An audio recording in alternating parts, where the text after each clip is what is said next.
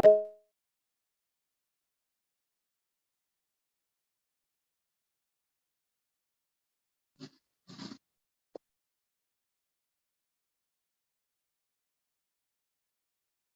morning, all of you. Good morning, ma'am.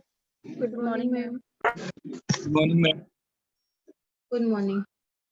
तो last class में हमने जो डिस्कस किया था वो लेसन प्लान के बारे में था, है ना। लेसन प्लानिंग कैसे होगी और ऑब्जेक्टिव वगैरह हमने सब पढ़ लिया था, ठीक। उसके बाद आपसे कहा गया था कि आप जो हैं वो लेसन प्लान बनाना स्टार्ट कीजिए। तो आपने कुछ शुरुआत कर लिया है लेसन प्लानिंग का? यस मैम, बना दिया। जी मैम। अच्छा, कितने कितने प्लान बन गए हैं? पहले एक एक कहा था बनाने को। जी मैम, यस एक मैम, बना अभी है। Yes ma'am. एक ही एक बना है। तो ऐसा करो, सभी बच्चे अपना प्लान जो है किसी एक बच्चे के पास सबमिट करो पीडीएफ के फॉर्म में, ठीक है। जी मैम। और एक पीडीएफ मर्ज पीडीएफ बना करके मुझे सेंड करो। आपस में डिसाइड कर लो कौन करेगा इस काम को। जिसके पास इंटरनेट फैसिलिटी, लैपटॉप फैसिलिटी हो, वो बच्चा मुझे सेंड कर दे। आज शाम तक कर दे, कल तक कर दे, कोई दिक्कत नहीं है। Okay ma'am. ठीक है, मैं इस बार डिवाइस पे वो नहीं करूंगी, चेक नहीं करूंगी, आंखों में दिक्कत हो रही है।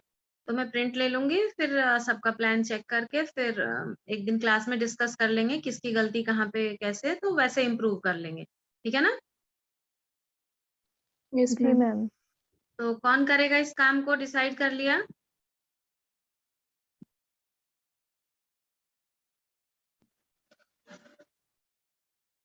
मैम हम कर लेंगे। ठीक है, मुझे प्रिया की आवाज लग रही है। जी मैम। ठीक है प्रिया, तो आप सभी जो है अपना प्लान प्रिया को दे दीजिए, पीडीएफ के फॉर्म में दीजिएगा। और ये ध्यान रखें कि आपके पीडीएफ का नाम आपका होना चाहिए, ये नहीं कि कुछ भी नाम से पीडीएफ सेंड कर दीजिए। बहुत दिक्कत होती है बेटा ऐसे में फाइल को ढूंढ पाना, है ना, लगभग असंभव है। जैसे कल भी वर्कशॉप में बहुत सारी दिक्कतें आ रही हैं फाइल्स के रिगार्डिंग, है ना। तो आप लोग अपने अपने नाम से फाइल को सेव कीजिए, फिर प्रिया को भेजिए। और प्रिया आप एक फोल्डर बना देना, है ना, जिप फोल्डर बना देना और वो मुझे सेंड कर देना, है ना। कल तक कर लो, कोई जल्दबाजी नहीं है। Okay ma'am. ठीक है, तो स्टार्ट करें। ऑडिबल है, ठीक से आवाज आ रही है? जी मैम। Yes ma'am. चलिए, तो आज स्टार्ट कर देते हैं। जब तक आपका प्लान चेक नहीं होगा तो हम आगे बढ़ नहीं सकते हैं। तो हम आज जनरल जो हमारा फर्स्ट चैप्टर था साइंस टीचिंग का, उस तरफ आगे बढ़ते हैं। तो साइंस टीचिंग की बात अगर करें तो जनरल से आगे बढ़ेंगे। एम एंड ऑब्जेक्टिव वाला चैप्टर आपने कर लिया है, ठीक है ना। तो फर्स्ट यूनिट में जो जनरल साइंस का कॉन्सेप्ट है उसके बारे में बात करेंगे, नेचर के बारे में बात करेंगे, इंपॉर्टेंस के बारे में बात करेंगे, कोरिलेशन विद अदर सब्जेक्ट के बारे में बात करेंगे, ठीक है ना। तो सबसे पहले कि जो हमारा आज का युग है विज्ञान और तकनीकी का युग है, सबको पता ही है ना। तो आज विज्ञान हर क्षेत्र में आश्चर्यजनक प्रगति कर रहा है, ठीक। और मनुष्य एक ऐसा सृष्टि में ये प्राणी ऐसा है जो सोचने समझने की शक्ति रखता है, ठीक है। उसके अंदर ये क्षमता पाई जाती है। तो मतलब कि जो भी इंफॉर्मेशन टेक्नोलॉजी या साइंस का डेवलपमेंट या रिसर्च का डेवलपमेंट हो रहा है ना, उन सब के पीछे जो हमारा साइंस है वो इन्वॉल्व है। मतलब डे टू डे लाइफ में हम किसी भी चीज की बात करें तो हमारा साइंस एंड टेक्नोलॉजी जो है हम उसको अवॉइड नहीं कर सकते हैं, ठीक है ना। तो अब प्रश्न यह उठता है कि सबसे पहले जो आपका क्वेश्चन है कि भाई साइंस है क्या, कौन बताएगा? मैम, किसी भी चीज की सिस्टमेटिक स्टडी करना ही साइंस है। ठीक है, सिस्टमेटिक स्टडी करना साइंस है, बिल्कुल ठीक है। एक जनरल डेफिनेशन तो यही है ना, कि एक सिस्टमेटिक स्टडी की अगर हम बात करें तो कहीं ना कहीं एक प्रक्रिया है, एक प्रोसेस है।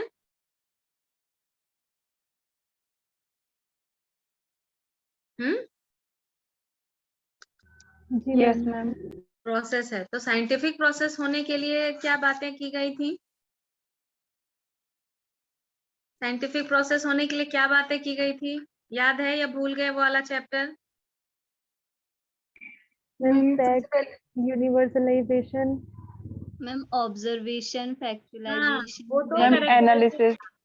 हाँ, वो करेक्टरिस्टिक था। अभी प्रिया ने जो कहा ऑब्जर्वेशन वाले ना, वो सारे क्राइटेरिया साइंस के लिए कंसिडरेशन में हमेशा रहता है। चलिए फिर रिकॉल करते हैं कि विज्ञान, जो साइंस जिसकी हिंदी विज्ञान है, वो किन किन शब्दों से बना है। वी प्लस ज्ञान, हिंदी में वी मतलब विशेष, ज्ञान मतलब नॉलेज। विशेष नॉलेज को हम विज्ञान कहते हैं। और इंग्लिश में अगर हम साइंस की बात करें तो इसकी उत्पत्ति किससे हुई है, लैटिन शब्द से हुई है। तो साइंसिया है ना, SCIENTIA, साइंसिया शब्द से हुई है ना, जिसे क्या कहते हैं हम, जिसका क्या मतलब होता है, नॉलेज, किसी चीज ज्ञान। के बारे में जानना। हाँ हाँ, यानी टू नो, जानना। तो प्रकृति के क्रमबद्ध अध्ययन से अर्जित एवं प्रयोगों द्वारा प्रमाणित वर्गीकृत ज्ञान को विज्ञान कहते हैं। ठीक है, सिर्फ एक सिस्टमेटिक नॉलेज कह देने से नहीं होगा। तो पूरी बात ये हुई कि प्रकृति के क्रमबद्ध अध्ययन, सिस्टमेटिक तो है, क्रमबद्ध अध्ययन है ना, से अर्जित एवं, क्रमबद्ध अध्ययन से अर्जित हो और प्रयोगों द्वारा प्रमाणित हो। मतलब हम उसे अपने एक्सपेरिमेंट के द्वारा, देखो क्योंकि साइंस ना कभी किसी एक्सपेरिमेंट को स्पॉन्टेनियसली करके हम उसको साइंस नहीं कह सकते हैं। मतलब उसकी वैलिडिटी यही होगी कि हम जितनी बार भी करें तो उसका रिजल्ट वही आए जो वो फैक्ट कहता है ना। तो क्रमबद्ध अध्ययन और प्रमाणों द्वारा, है ना, प्रयोगों द्वारा प्रमाणित होना चाहिए, है ना। और यही प्रमाणित ज्ञान का जो वर्गीकृत व्यापक रूप है, वही क्या कहलाता है, साइंस कहलाता है। क्लियर है? Yes ma'am. ठीक है, तो हम कह सकते हैं कि वैज्ञानिक जो कहते हैं वही साइंस है, जो करते हैं वही साइंस है। वैज्ञानिक क्या करते हैं, ऑब्जर्वेशन करते हैं, है ना, डाटा रिकॉर्ड करते हैं, एनालिसिस करते हैं, सिंथेसिस करते हैं, उसको जनरलाइज करते हैं। यही तो साइंटिस्ट करते हैं। तो इन जनरल मैं एक बात कह रही हूँ कि साइंटिस्ट जो करते हैं वही साइंस है। ठीक है ना। ऐसा ज्ञान जो सुनियोजित एवं क्रमबद्ध ढंग से प्राप्त होता है वो विज्ञान कहलाता है। ये सब जनरल डेफिनेशन है। सुनियोजित और क्रमबद्ध तरीके से जो किया गया है वही विज्ञान कहलाएगा। तो अगर हम एग्जैक्ट डेफिनेशन की बात करें, आइंस्टीन के डेफिनेशन की बात करें, लिखना चाहते हैं तो लिख लीजिए, है ना। आइंस्टीन का डेफिनेशन लिखिए कि हमारी ज्ञान अनुभूतियों की अस्त व्यस्त विभिन्नताओं, हमारी ज्ञान अनुभूतियों की अस्त व्यस्त विभिन्नताओं को एक तर्कपूर्ण विचार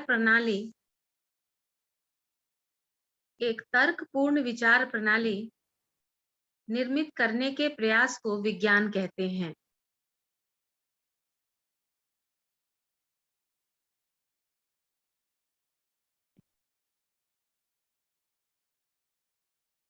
Science is an attempt to make the cathodic diversity of our sense experiences correspond to logically uniform system of thoughts, Einstein ने कहा।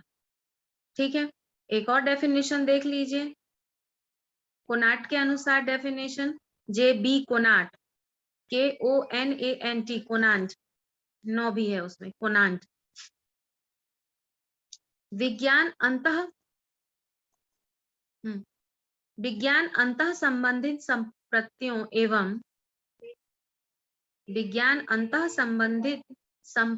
एवं संप्रत्यात्मक योजनाओं की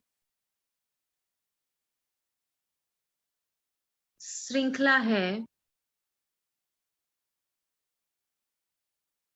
जो प्रेक्षण और प्रयोग के फलतः विकसित हुई है। एक बार और रिपीट कर देती हूँ कि विज्ञान अंतः संबंधी संप्रत्यों एवं संप्रत्यात्मक योग्यताओं की श्रृंखला है जो प्रेक्षण और प्रयोग के फलतः विकसित हुई है। Science is an interconnected series of concepts and conceptual schemes that have developed as a result of experimentation and observation.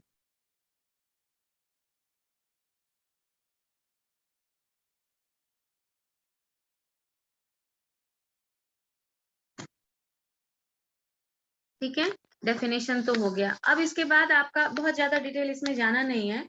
अब आपके सामने एक प्रश्न आएगा कि भाई जो डेवलपमेंट ऑफ साइंस है, साइंस एजुकेशन है एक्चुअली, है ना, इंडिपेंडेंट इंडिया में कैसे हुआ है, क्या सीक्वेंस है डेवलपमेंट का उसका। तो ये क्वेश्चन आपके क्वेश्चन पेपर में रहता है। तो इसमें हमें बहुत ज्यादा कुछ नहीं, थोड़े बहुत आविष्कारों की बात करेंगे, लास्ट में करेंगे, है ना। लेकिन जनरल एक बताना होगा उसके हिस्ट्री के बारे में, जनरल कि किस तरीके से साइंस का डेवलपमेंट हुआ है हमारे इंडिपेंडेंट इंडिया में। तो एक कुछ कुछ पॉइंट है जो मैं यहाँ पे बोल रही हूँ, आप उसको अंडर कंसिडरेशन रखिए, उसके बारे में सोचिए और उसका डिटेल एक नोट्स आप तैयार कर लीजिएगा, ठीक है। तो बात करते हैं कि स्वतंत्रता प्राप्ति के पश्चात प्रारंभ में भारतीय शिक्षा प्रणाली इंग्लैंड की शिक्षा प्रणाली से प्रभावित रही, ठीक है। बस केवल एक अंतर रहा कि विकास की गति अपेक्षाकृत धीमी रही, ठीक। तो भारतीय शिक्षा प्रणाली जो है इंग्लैंड के शिक्षा प्रणाली से प्रभावित रही। लेकिन सन 1877 से 1892 तक भारत सरकार द्वारा जारी किए गए विभिन्न प्रस्तावों में विज्ञान शिक्षा की दयनीय हालत को समझने में अपनी अंतर्दृष्टि या सूझबूझ का परिचय दिया, ठीक है। सन 1953 में माध्यमिक शिक्षा आयोग, कौन सा शिक्षा आयोग, माध्यमिक शिक्षा आयोग, सेकेंडरी एजुकेशन ने अपने प्रतिवेदन में सामान्य विज्ञान को उच्च तथा उच्चतर माध्यमिक स्तर पर एक अनिवार्य विषय के रूप में पढ़ाए जाने की संस्तुति की, है ना। इंपॉर्टेंट है, अंडरलाइन कर लीजिएगा इस बात को कि 1953 में जो हमारा सेकेंडरी एजुकेशन कमीशन था उसने अपने प्रतिवेदन में कहा कि जो सामान्य विज्ञान है, जनरल साइंस है, वो हमारे माध्यमिक में और उच्च शिक्षा में, उच्च और उच्चतर माध्यमिक स्तर पर अनिवार्य रूप से, मतलब एक अनिवार्य विषय के रूप में इसको स्वीकार करने के लिए एक प्रतिवेदन तैयार किया। किसने किया? सेकेंडरी एजुकेशन कमीशन में किया गया, ठीक है। क्लियर है यहाँ तक? यस। ठीक है। उसके बाद बात करते हैं कि माध्यमिक शिक्षा आयोग के बाद 1956 में जो तारा देवी नामक संस्थान है शिमला में, माध्यमिक विद्यालयों में विज्ञान शिक्षण पर एक संगोष्ठी, ऑल इंडिया सेमिनार का आयोजन किया था। इस संगोष्ठी में उच्चतर माध्यमिक स्तर पर सामान्य विज्ञान को सम्मिलित करने से संबंधित सभी समस्याओं पर विचार विमर्श हुए थे, ठीक है। जो भी समस्या थी इनको लागू करने में उन पे सभी पे विचार विमर्श हुआ था, ठीक है। तारा देवी पर आयोजित संगोष्ठी अपने किस्म की पहली संगोष्ठी थी जिसमें माध्यमिक स्तर पर विज्ञान शिक्षक से संबंधित सभी पहलुओं पर विचार विमर्श किए गए थे, ठीक है। उन पहलुओं में प्रमुख रूप से क्या क्या चीजें शामिल की गई थी, क्योंकि यह चर्चा का विषय रहा है तो इसको जानना बहुत जरूरी है कि तारा देवी जो संगोष्ठी हुई थी शिमला में, उसमें क्या क्या चीजें शामिल की गई थी। तो इम्पोर्टेंट यह है कि पाठ्य पुस्तक से संबंधित बातें हुई थी, ठीक है। पाठ्यक्रम, विज्ञान के पाठ्यक्रम से संबंधित बातें हुई थी, सहायक सामग्री से संबंधित बातें हुई थी और अन्य व्यवहारिक पहलू जो पाठ्यक्रम में शामिल होने में आएंगी उन पे बातचीत हुई थी। कब मतलब 1953 में माध्यमिक शिक्षा आयोग ने इसका प्रस्ताव दिया और 1956 में तारा देवी जो संस्थान है माध्यमिक विद्यालयों में विज्ञान शिक्षण नामक टॉपिक पे यहाँ पे एक संगोष्ठी सेमिनार का आयोजन हुआ जिसमें ये सारी बातें डिस्कस की गई कि कैसा करिकुलम होना चाहिए, पाठ्य पुस्तक कैसी होनी चाहिए, सहायक सामग्री के रूप में किन किन चीजों का इस्तेमाल किया जाना चाहिए, आदि विषयों पर बात की गई थी। यहाँ तक क्लियर है? Yes ma'am. ठीक है, आगे बात करते हैं 1961 में आ जाते हैं हम, ठीक है। 1961 में भारतीय संसदीय एवं वैज्ञानिक समिति, Indian parliamentary and scientific committee का गठन हुआ, ठीक है। 1961 में भारतीय संसदीय एवं वैज्ञानिक समिति का गठन किया गया। इस समिति के अध्यक्ष स्वर्गीय श्री लाल बहादुर शास्त्री जी थे, ठीक है। कौन थे अध्यक्ष? लाल बहादुर शास्त्री जी, ठीक है। प्रारंभ में इस समिति ने विद्यालयों में विज्ञान शिक्षण, साइंस एजुकेशन इन स्कूल से संबंधित विभिन्न समस्याओं का अध्ययन किया, ठीक है। और इसका जो उद्देश्य था राज्य सरकारों के मध्य नीतियों और निर्णय लेने के मध्य संबंध तथा विद्यालय शिक्षा में कौन कौन से विषयों को सम्मिलित किया जाए इसका पता लगाना था, ठीक है। ये जो कमिटी का निर्माण किया गया 1961 में, है ना, भारतीय संसदीय एवं वैज्ञानिक समिति, जिसके अध्यक्ष स्वर्गीय लाल बहादुर शास्त्री जी थे।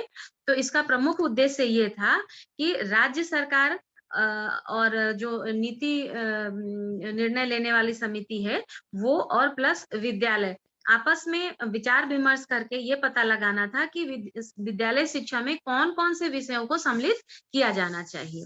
ठीक है। इसके अतिरिक्त भारतीय संसदीय एवं वैज्ञानिक समिति में समस्याओं पर भी विचार विमर्श किया गया। मतलब ये समिति ये पता कर रही थी 1961 में कि कौन कौन से विषय शामिल किए जाने चाहिए विद्यालय स्तर पे, और साथ में उनसे संबंधित क्या क्या समस्याएं हैं इस पे बात हो रही थी।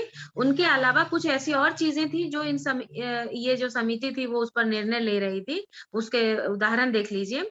Growth of children in school, मतलब विद्यालयों में छात्रों की संख्या में वृद्धि कैसे हो, इस पे भी बात हुई। इस समिति का एक कार्य था, ये भी देखें। दूसरी बात, योग्य शिक्षकों की कमी थी, शॉर्टेज ऑफ क्वालिफाइड टीचर, इस पे भी बात हो रही थी। तकनीकी रूप से प्रशिक्षित मानव शक्ति में वृद्धि करने की मांग की गई थी, मतलब demand for increasing in technically trained man power.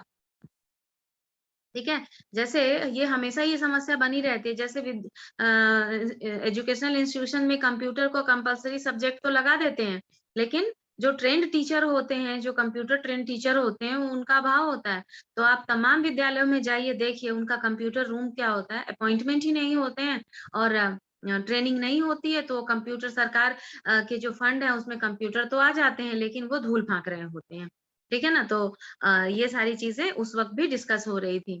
उसके बाद बात की जा रही थी कि विज्ञान में त्वरित गति से बढ़ती हुई उपलब्धियां, एक्सेलरेटेड अचीवमेंट इन साइंस, क्या क्या साइंस में डेवलपमेंट हो रहा है उस वक्त, उस पर भी ध्यान रख रही थी ये कमेटी। दूसरी बात कि मानव कल्याण के कार्यों में विज्ञान की बढ़ती हुई महत्ता को भी ये लोग देख रहे थे कि growing importance of science in the affairs of Mankind, मतलब सिर्फ ये सब्जेक्ट नहीं था, इसके यूटिलिटी पे भी बात हो रही थी कि किस तरीके से ये मैनकाइंड के लिए हेल्पफुल है, इस पे भी बात हो रही थी। विज्ञान के उद्देश्यों, लक्ष्यों एवं प्रक्रिया में परिवर्तन, changes in the goal and process of science, ये भी उनके एक चर्चा का विषय था। ठीक है। विद्यालय प्रणाली में संरचना एवं नवयुवकों की शिक्षा हेतु आवश्यक विषय वस्तु के संबंध में विभिन्न विचारों के मतों का अध्ययन भी किया जा रहा था। ठीक है ना। तो कौन कौन से विषय शामिल हों, उसके साथ साथ ये जो पॉइंट्स मैंने बताया, इस पे भी ये समिति बात कर रही थी, जिसका गठन 1961 में हुआ और जिसके सदस्य जिसके अध्यक्ष स्वर्गीय लाल बहादुर शास्त्री जी थे। ठीक है। समिति का नाम क्या था, कौन बताएगा? Indian parliamentary and scientific committee. Scientific committee, Indian parliamentary and scientific committee, भारतीय संसदीय एवं वैज्ञानिक समिति। ठीक है।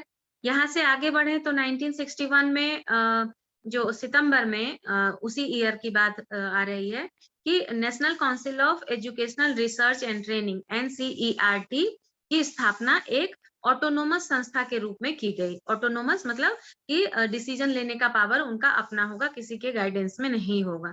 ठीक है। 1961 में तो जो NCERT अपने विभिन्न विभागों जैसे विज्ञान एवं गणित शिक्षा विभाग, मनोविज्ञान विभाग, शिक्षक शिक्षा विभाग, प्रकाशन विभाग, ये सारी चीजें शामिल है। आप देखते हैं ना कि बुक्स आती हैं NCERT की, तो ये कौन सा विभाग डील करता है, तो प्रकाशन विभाग डील करता है।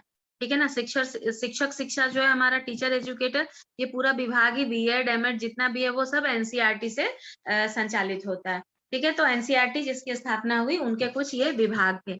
अब बात करते हैं कि ये जो इसकी जो स्थापना की गई, तो पूरे भारतवर्ष में अगर हम बात करें तो संपूर्ण भारत में इसके 4 क्षेत्रीय शिक्षण संस्थान स्थापित किए गए, जो कहाँ कहाँ हैं।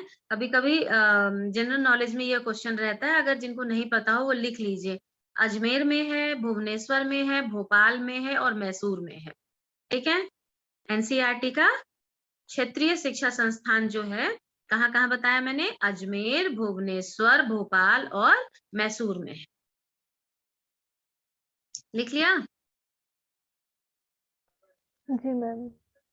ठीक है। अब इन संस्थान का जो NCERT है, इसका मुख्य कार्य क्या था कि विद्यालय शिक्षा एवं शिक्षक शिक्षा में गुणवत्ता एवं सुधार लाना। जो हमारी विद्यालय शिक्षा है और जो टीचर एजुकेशन है, उनमें उनके क्वालिटी को इन्हांस करना इसका प्रमुख कार्य था। तो विज्ञान शिक्षा को और अधिक रुचिकर तथा प्रभावशाली बनाने हेतु एनसीईआरटी ने एक केंद्रीय विज्ञान की स्थापना की। ठीक है, और भी प्रभावी बनाने के लिए किसकी स्थापना की? केंद्रीय विज्ञान की स्थापना की। इस विज्ञान कार्यशाला में प्राथमिक एवं उच्च प्राथमिक विद्यालयों में प्रयुक्त किए जाने वाले उपकरण एवं कम लागत में किट तैयार किए जाते हैं। ठीक है, ये जो संस्था इन्होंने स्थापित की उसमें क्या हुआ कि जो विद्यालयों में प्रयुक्त होने वाले जो उपकरण है, जो टेक्निकल एपरेटस हैं, वो और कम लागत में किट तैयार करना इस संस्था का काम है। तो एनसीईआरटी तथा इससे संबंधित जो भी क्षेत्रीय शिक्षा संस्थान है मिलकर वो सभी स्तरों पे शिक्षक शिक्षा में सुधार लाने का काम कर रहे थे। क्लियर? जी मैम। ठीक, आगे बढ़े, यहाँ तक क्लियर है तो आगे बढ़ जाते हैं। ठीक है, अब शैक्षिक शिक्षक संस्थान एवं प्रशिक्षण परिषद की तरफ कुछ राज्यों में मतलब जैसे एनसीईआरटी था नेशनल लेवल पे, अब स्टेट लेवल पे देखिए क्या हो रहा था। तो कुछ राज्यों में भी राज्य शैक्षिक अनुसंधान एवं प्रशिक्षण परिषद, नाम लिखिए, राज्य शैक्षिक अनुसंधान एवं प्रशिक्षण परिषद, state council of educational research and training, state council of educational research and training, capital SCERT। ठीक है, राष्ट्रीय शैक्षिक अनुसंधान एनसीईआरटी के पैटर्न पे ही हर मतलब स्टेट ने क्या किया कि SCERT की स्थापना की गई।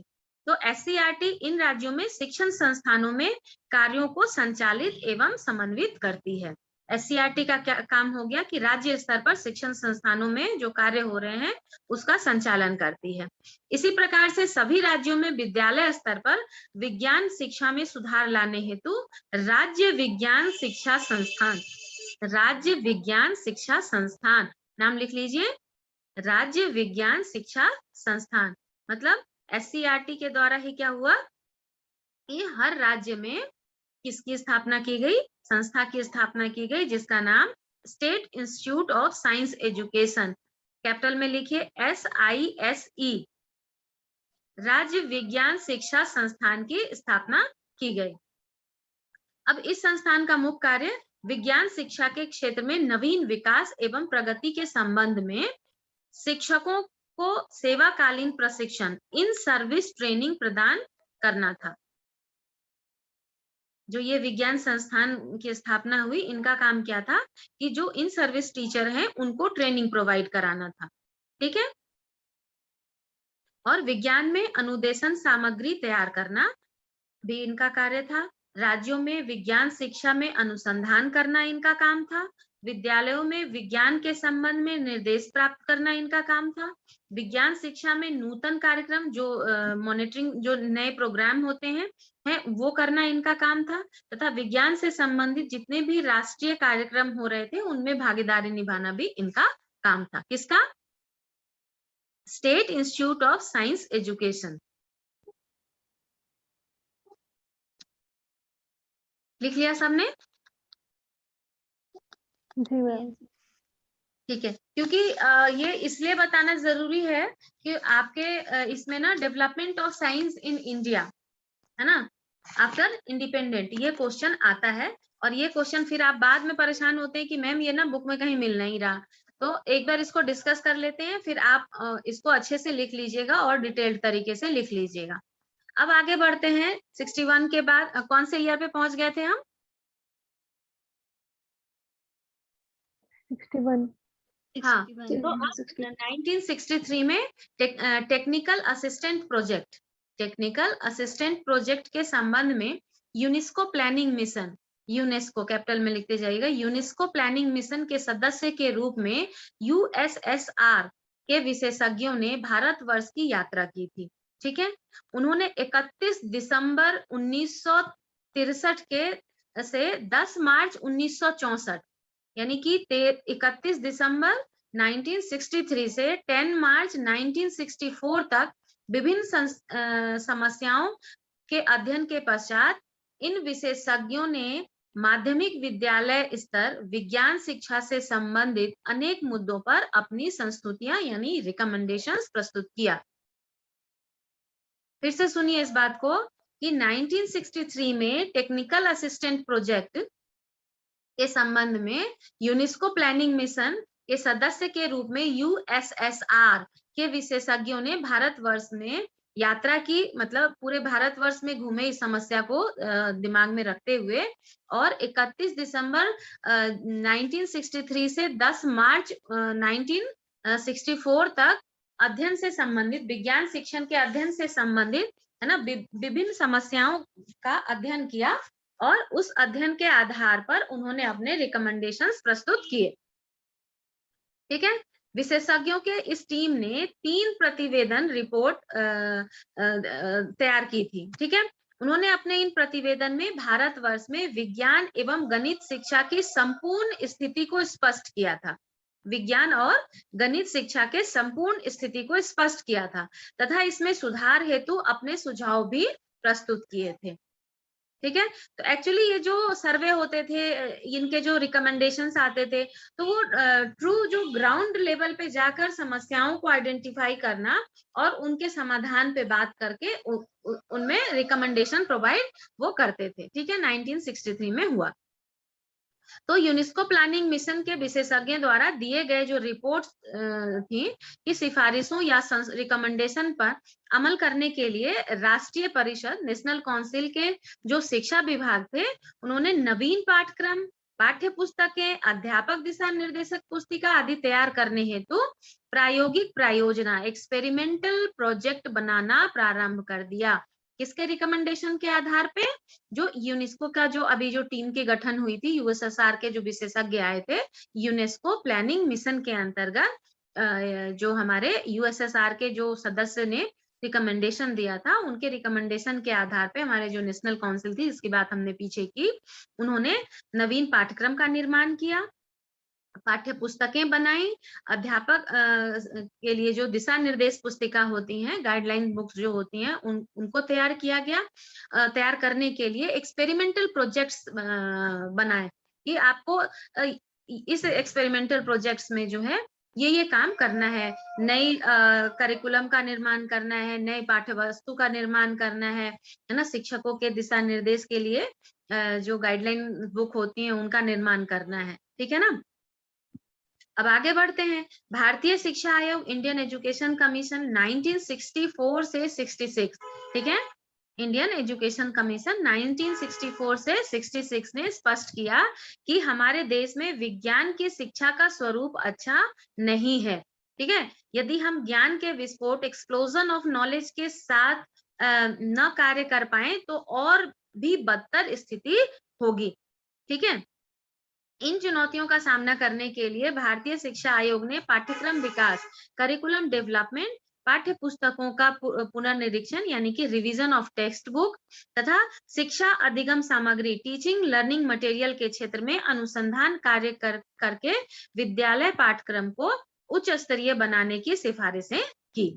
क्या हुआ कि 1964 to 66 में हमारे जो इंडियन एजुकेशन कमीशन था, उन्होंने ये स्पष्ट किया कि भारत में विज्ञान शिक्षा की स्थिति अच्छी नहीं है। ठीक है, अगर हम ज्ञान के विस्फोट की बात करें, एक्सप्लोजन ऑफ नॉलेज की बात करें, तो हम उसके साथ काम नहीं कर पा रहे हैं और धीरे धीरे स्थिति और भी बद से बदतर हो जाएगी। तो अब इन चुनौतियों का सामना करने के लिए ये हमारी जो भारतीय शिक्षा आयोग थी, उन्होंने क्या किया कि करिकुलम डेवलपमेंट के लिए, हमारे टेक्स्ट बुक के रिवीजन के लिए, टीचिंग लर्निंग मटेरियल को बनाने के लिए, है ना, मतलब इस पे रिसर्च के काम को बढ़ावा दिया। ठीक है, इस आयोग का गठन डॉक्टर DS कोठारी के नेतृत्व में किया गया। आप पढ़ेंगे, आपने पढ़ा होगा फर्स्ट सेम में इसे, कोठारी कमीशन आपके सिलेबस में था क्या? No ma'am. अच्छा, भारतीय शिक्षा आयोग भी नहीं पढ़ा है आपने फर्स्ट सेम में? No ma'am. अच्छा, नहीं होगा आपके No, सिलेबस ma'am. में, नहीं होगा। हम लोगों के टाइम पे ये हम लोगों के सिलेबस का पार्ट था। ठीक है, हिस्ट्री ऑफ एजुकेशन जो पेपर होता है ना, उसमें होता था ये, कोई बात नहीं। तो शायद आपके फोर्थ सेम या थर्ड सेम किसी में तो है, आप डिटेल में पढ़ेंगे इसको, है ना। चलिए कोई बात नहीं, थोड़ी सी जानकारी आप रखिए। तो यहाँ पे क्या हुआ कि जो भारतीय शिक्षा आयोग जो हमारी 64 से 66 ने विज्ञान शिक्षा के संबंध में अपने अनेक सुझाव प्रस्तुत किए। ठीक है, ये जो हमारा जो आयोग गठित हुआ था डॉक्टर डी एस कोठारी के नेतृत्व में, है ना, इन्होंने बहुत सारे सुझाव दिए शिक्षा से संबंधित। उसमें कौन कौन से सुझाव बहुत सारे दिए, मैं मेन विज्ञान से संबंधित यहाँ पे आपको कोट कर देती हूँ। पहली बात उन्होंने कही कि विद्यालय में प्रथम 10 वर्षों में सामान्य शिक्षा जनरल एजुकेशन के एक भाग के रूप में सभी छात्रों को गणित एवं विज्ञान अनिवार्य रूप से पढ़ाए जाएं, जो आज भी है नहीं है ना। देखो ना, गुरुकुल शिक्षा प्रणाली में जो सामान्य रूप से मुख्य विषय थे वो हम पढ़ते थे। ठीक है, धीरे धीरे विकास के रफ्तार बढ़ती गई, विकास होता गया, रिसर्च होते गए, चीजें ऐड ऑन होती गई, तो ऐसे ही रिकमेंडेशंस होते चले गए। और जो आपने देखा कि 66 में हमारे इंडियन एजुकेशन कमीशन ने कह ही दिया कि विद्यालय में साइंस और गणित के शिक्षण की स्थिति बहुत खराब है। तो उन्होंने क्या कर दिया कि विद्यालय में प्रथम 10 वर्षों में, तो देखो हम पहले से लेके 10वीं तक साइंस और मैथ्स पढ़ते हैं नहीं पढ़ते हैं, तो आज भी हम उसी रिकमेंडेशन को फॉलो कर रहे हैं, क्योंकि ये बहुत जरूरी था। एक सामान्य ज्ञान के तौर पे ये जो साइंस यहाँ पढ़ाया जाता है वो लाइफ टाइम यूटिलिटेरियन वैल्यू रखता है, और जो मैथ्स पढ़ाया जाता है वो डे टू डे लाइफ में हम उसका इस्तेमाल करते हैं, साइन थीटा और कॉस थीटा को छोड़ के। मैंने इस्तेमाल देखा ही नहीं, पता नहीं क्यों ये साइंस थीटा कॉस थीटा पढ़ा था, बहुत परेशानी हुई थी पढ़ने में, लेकिन इसको हटा देना चाहिए अगर मेरा रिकमेंडेशन आएगा तो। ठीक है, खैर हर चीज का अपना एक इम्पोर्टेंस होता है, जस्ट एक मजाक था। ठीक है, आगे बढ़ते हैं कि पहला रिकमेंडेशन तो ये था कि पहली से 10वीं क्लास तक साइंस और गणित को अनिवार्य रूप से शामिल किया जाए पढ़ाने के लिए। ठीक है, दूसरा कि निम्न प्राथमिक स्तर पर विज्ञान को बच्चों के वातावरण से संबंधित करके पढ़ाया जाए। ठीक है, मतलब निम्न प्राथमिक स्तर पे विज्ञान को एनवायरमेंट से जोड़ करके पढ़ाया जाए। उसके बाद कि रोमन भाषा के अक्षरों को कक्षा 4 से सिखाया जाना चाहिए, जिससे बच्चों को अंतर्राष्ट्रीय स्तर पर स्वीकार जो वैज्ञानिक प्रतीक हैं या संकेत हैं उनको समझने में सहायता मिले। देखा, क्लास 6 से इंग्लिश पढ़ाई जाती थी, है ना, रोमन भाषा पढ़ाई जाती थी। तो खैर अब तो नर्सरी से पढ़ाई जाती है, तो ये बात ही खत्म कर देते हैं, लेकिन गवर्नमेंट स्कूल्स में अभी भी स्थिति जस की तस है। ठीक है, नेक्स्ट है उच्च प्राथमिक स्तर पर ज्ञानार्जन, तर्कपूर्ण विचार करने की योग्यता, निष्कर्ष निकालने तथा उच्च स्तरीय निर्णय लेने की योग्यता पर विशेष बल दिया जाना चाहिए। यानी जो हमने उद्देश्य पढ़ा था ना पीछे, तो जो शिक्षण उद्देश्य थे उनमें इम्प्रूवमेंट की बात की गई और कहा गया कि शिक्षण उद्देश्य ऐसे होने चाहिए जिससे कि शिक्षण प्राप्त करने के बाद बच्चों में ये योग्यताएं जो मैंने कहा उनका विकास हो सके। कौन कौन से? कि तर्कपूर्ण विचार करने की योग्यता हो, निष्कर्ष निकालने की योग्यता हो, उच्च स्तरीय निर्णय लेने की योग्यता विकसित हो सके, ऐसा शिक्षण प्लान करना चाहिए। ठीक, नेक्स्ट आ गया कि निम्न प्राथमिक स्तर पर विज्ञान का कोना तथा उच्च प्राथमिक स्तर पर एक प्रयोगशाला तथा व्याख्यान कक्ष न्यूनतम आवश्यकता हो। कहने का मतलब यह था कि निम्न प्राथमिक स्तर पर, है ना, एक विज्ञान का कोना, मतलब विद्यालय में एक कोना होना चाहिए जहां साइंस से संबंधित एक्सपेरिमेंट्स हो। उच्च प्राथमिक स्तर पर प्रयोगशाला होनी चाहिए तथा एक व्याख्यान कक्ष, तो मतलब मिनिमम रिक्वायरमेंट बताई गई, ये तो होना ही चाहिए क्योंकि ये प्रैक्टिकल नॉलेज है, थ्योरी से नहीं हो सकता था साइंस। तो साइंस होना, साइंस लेबोरेटरी और साइंस से संबंधित एक विज्ञान कक्ष का होना बहुत जरूरी था। ठीक है, उसके बाद बात करते हैं कि सामान्य विज्ञान उपागम के स्थान पर विज्ञान को एक अनुशासन उपागम के रूप में शिक्षण कराना अधिक प्रभावशाली होगा। ठीक है, a disciplinary approach to the science teaching will be more effective than general science approach. यहाँ मतलब अब जनरल मत कीजिए, विशिष्ट शिक्षण की बात कीजिए, विशिष्ट विज्ञान शिक्षण की बात को रिकमेंड किया गया। क्लियर है? जी मैम। ठीक है, आगे बढ़ते हैं कि जो हमारा ग्रामीण क्षेत्र में विज्ञान को कृषि और शहरी क्षेत्रों में विज्ञान को तकनीकी से संबंधित किया जाना चाहिए, ये भी रिकमेंडेशन था कि ग्रामीण क्षेत्रों में विज्ञान को कृषि से जोड़ दीजिए और शहरी क्षेत्रों में विज्ञान को तकनीकी से जोड़ दीजिए। नेक्स्ट था निम्न माध्यमिक स्तर पर विज्ञान को मस्तिष्क के अनुशासन के रूप में विकसित किया जाना चाहिए। As lower secondary stage, science should be developed as discipline of mind. मतलब ऐसा हो कि उससे कॉग्निटिव डेवलपमेंट हो स्टूडेंट्स का। भौतिकी, रसायन और जीव विज्ञान के नवीनतम प्रत्ययों को सिखाने में प्रायोगिक जो हमारे अप्रोच है, उपागम है, उन पे बल दिया कि थ्योरी मत बताइए, प्रायोगिक रूप से बताइए, मतलब एक्सपेरिमेंटल बताइए, इस पर जोर दिया गया। इसमें भौतिक, रसायन और जीव विज्ञान में। नेक्स्ट है विज्ञान शिक्षण की विधियों में आधुनिकीकरण किया जाना चाहिए, है ना, जिसमें हमारे जितने भी ये मेथड थे साइंस टीचिंग के लिए, उसमें सजेशन दिया गया कि खोज विधि, है ना, अंडरस्टैंडिंग, ये सारी चीजों को बेसिक प्रिंसिपल के फॉर्म में शामिल किया गया। ठीक है, प्रतिभाशाली जो बच्चों की आवश्यकताओं को ध्यान में रखते हुए पाठ्यक्रम में लचीलापन होना बहुत जरूरी था कि एक लो लेवल मेंटल स्टेट का बच्चा भी समझ सके और हायर का भी समझ सके, तो उसको एक मीडियम लेकर चला गया कि फ्लेक्सिबिलिटी होनी चाहिए, मतलब जो क्षेत्र विस्तार होना चाहिए लोअर टू हायर की ओर तो होना ही चाहिए। नेक्स्ट कहा कि विज्ञान का विकास हमारी संस्कृति और आध्यात्मिक विरासत से पोषित होनी चाहिए, ना कि इससे अलग रहना चाहिए। मतलब जो हमारी संस्कृति है, हमारा आध्यात्मिक विकास है, उससे भी ये कनेक्टेड होना चाहिए। ठीक है, अब जैसे देखो ना, सावन में हम जो नॉन वेजिटेरियन लोग होते हैं वो नॉन वेज नहीं खाते हैं, तो ये पहले से प्रथा चली आ रही है। अब साइंटिफिक नॉलेज ये कहता है उसके पीछे कि भैया ये ब्रीडिंग टाइम होता है, अगर हम इसी समय खा लेंगे तो वो जो जीव जंतु अपने रिप्रोडक्शन एरा में चल रहे हैं, उनका जो पॉपुलेशन है वो कम हो जाएगा। तो ये सारी चीजें भी कही गई कि इनको उनसे संबंधित होना चाहिए कि विज्ञान शिक्षण जो है हमारी संस्कृति से भी जुड़ा होना चाहिए और हमारे आध्यात्मिक जो विरासत है उससे भी जुड़ा होना चाहिए।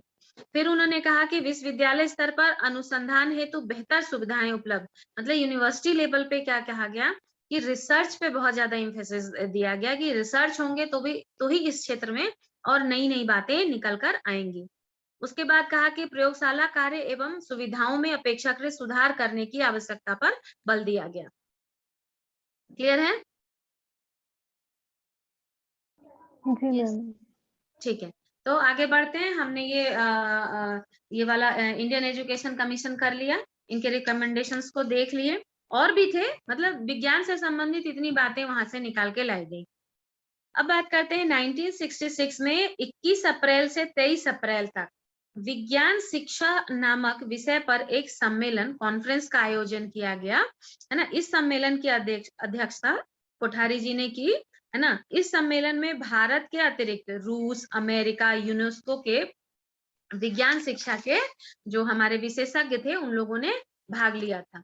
ठीक है, इस सम्मेलन का मुख्य उद्देश्य क्या था कि विज्ञान में संपूर्ण पाठ्यक्रम को विकसित करने हेतु एक प्रभावशाली कार्यक्रम की योजना तैयार करना था। ठीक है, मतलब उस कॉन्फ्रेंस में कोठारी जी ने पार्टिसिपेट किया और अन्य देश भी इसमें शामिल थे, और इसका जो प्रमुख उद्देश्य था क्या था कि विज्ञान के संपूर्ण पाठ्यक्रम को विकसित करने का प्रभावशाली योजना तैयार करना। ठीक है ना। उसके बाद कोठारी आयोग के पश्चात 1968 में राष्ट्रीय शिक्षा नीति की घोषणा कर दी गई। ठीक है, राष्ट्रीय शिक्षा नीति की घोषणा कर दी गई। इस शिक्षा नीति में शिक्षा प्रणाली में मौलिक पुनर्निर्माण की आवश्यकता पर विशेष बल दिया गया। ठीक है, मतलब जो बेसिक रिकंस्ट्रक्शन की बात की गई। सभी स्तरों पर शिक्षा की गुणवत्ता में सुधार लाने का प्रयास किया गया था तथा विज्ञान एवं तकनीकी की शिक्षा पर ज्यादा जोर दिया गया था। तो इसके बाद संपूर्ण देश में जो ग्रामीण क्षेत्र में 1 किलोमीटर के परिधि में विद्यालय सुविधा उपलब्ध कराने, मतलब ये रिकमेंडेशन था वहां पे कि 1 किलोमीटर के परिधि में स्कूल हो ग्रामीण क्षेत्र में, और सभी राज्यों में 10+2+3 प्रणाली लागू करने की सिफारिश की गई थी, राष्ट्रीय शिक्षा नीति 1968 में। ठीक है, यस मैम। ठीक। अब यहीं पे ये जो राष्ट्रीय शिक्षा नीति थी यहाँ 10+2+3 तो हो गया, साथ में विद्यालय पाठ्यक्रम में बालक एवं बालिकाओं के अध्ययन की एक सामान्य योजना लागू की गई तथा विज्ञान एवं गणित की शिक्षा को अनिवार्य विषय के रूप में स्वीकार किया गया। क्लियर है यहाँ तक? जी यस मैम। मैम। ठीक है, तो आज के लिए इतना काफी है या और आगे बढ़े?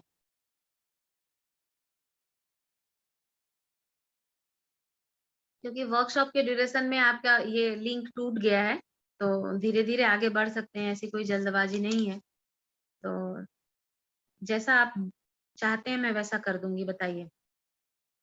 मैम काफी है। काफी है?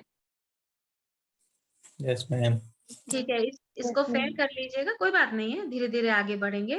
तो उम्मीद करती हूँ समझ में आया होगा कि आपको एक ना जनरल सा नोट्स बना लेना है, 2 से 3 पेज का आप नोट्स बना लीजिए कि साइंस डेवलपमेंट आफ्टर इंडिपेंडेंस। ठीक, एक आंसर आपके पास तैयार होना चाहिए। पता चला ऑल ऑफ द सडन ये क्वेश्चन आप अपने क्वेश्चन पेपर में देखेंगे और कहेंगे अरे मैंने तो सोचा ही नहीं था। तो एक रफ सा नोट आपके पास ये बना रहेगा, तो बाई चांस अगर ये क्वेश्चन आता है तो आप लिख लेंगे। आपके माइंड में होना चाहिए अरे इस ईस्वी में ये हुआ ये हुआ, इस तरीके से एक बार आप जाते समय एग्जाम में गो थ्रू होके जाना अपने नोट्स में। ठीक है, वैसे ये सारे टिप्स आपने अभी वर्कशॉप में सीखे ही हैं कि अपना डेली रिव्यू कैसे करना है। एनीवेज, उम्मीद करती हूँ कि वर्कशॉप को आप लोगों ने बहुत इंजॉय किया होगा, कुछ सीखा वर्कशॉप में या नहीं? मैम बहुत कुछ सीखा। सीखा मैम। इंटरेस्टिंग था? Yes ma'am. Yes ma'am. Activities अच्छे लगे? इंजॉय किया एक्टिविटीज को? जी यस मैम। मैम।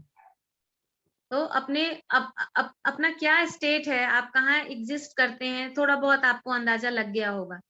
आपका मेमोरी कैसा है, आपका कंसंट्रेशन लेवल कैसा है ना, ऑब्जर्वेशन स्किल कैसा है, लिसनिंग स्किल कैसा है, ये सब सुनते थे है ना, इसको जिया है, महसूस किया है कि कैसे, मतलब होता क्या है ना, दिमाग तो सबके पास है लेकिन उसको ब्रश अप करना बहुत जरूरी होता है। तो उम्मीद करती हूँ कि इस वर्कशॉप को आप लोगों ने बहुत ही इंजॉय किया होगा। एनीवेज, मुझे भी बहुत अच्छा लगा, आप लोगों का पार्टिसिपेशन बहुत अच्छा था और सबसे अच्छी बात है कि आप लोगों ने बहुत डिसिप्लिन मेंटेन किया, बहुत पेशेंस के साथ आप जुड़े रहे। ठीक है, बहुत अच्छा लगा मुझे भी। मैम मैम जो आपने पहले नोट सेंड किए थे ना मैम, वो नोट्स इंग्लिश में भी प्रोवाइड कर दीजिए। ओके, ठीक है ठीक है। जो ऑब्जेक्टिव वाले ना बेटा? Yes ma'am. ठीक है, मैं भेज देती हूँ। अच्छा याद थैंक दिलाया आपने। ठीक है, चलिए फिर कल मिलते हैं, है ना? Thank you ma'am. You ma'am. Thank you ma'am. Thank you ma'am. Okay बेटा, वेलकम। Thank you ma'am.